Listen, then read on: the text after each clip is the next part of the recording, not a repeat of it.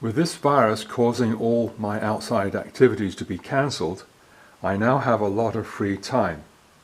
I decided to design my own K'NEX model, a 2-arm lift. All of my other K'NEX projects on YouTube have been built from other people's designs, either from K'NEX kits or from the Instructables.com website. This is the 4th version of the lift. The 3rd version worked quite well, and I have included links to the previous videos in the text box below.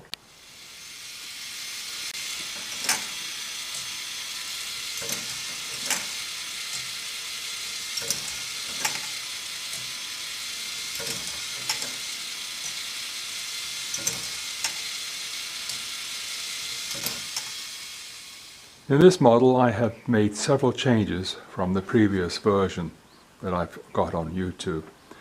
Here's a picture of it.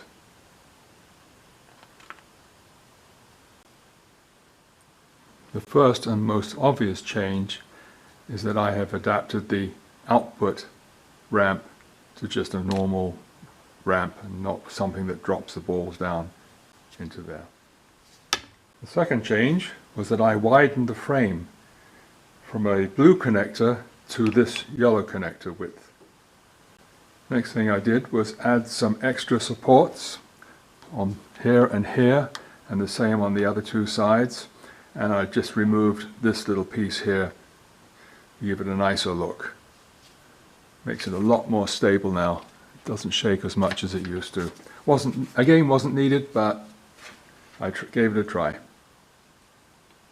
And the final change I had to make, because it was extra wide here, I had to add these 2 white little connectors so the balls run off properly as opposed to dropping down.